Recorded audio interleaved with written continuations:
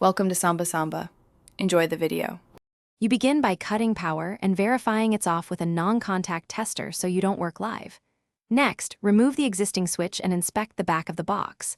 Locate the line hot, load, neutral bundle, and ground. Once done, label each conductor with tape so you know which is which. Make sure the smart switch matches your wiring type and supports the circuit's voltage.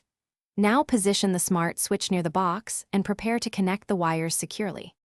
You will now attach each wire to the labeled terminal on the smart switch, starting with the line so the device has power, then the load to the fixture, followed by neutral and ground. For a three-way, connect the traveler as indicated by the manufacturer. Strip about 1/2 inch of insulation, twist conductors firmly into wire nuts, and fold the wires back into the box without pinching.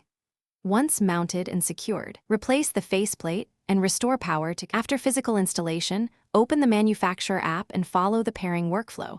This usually requires your 2.4 GHz Wi-Fi or the compatible hub. Once paired, name the device, assign it to a room, and, if applicable, calibrate dimmer or load settings so switches respond smoothly.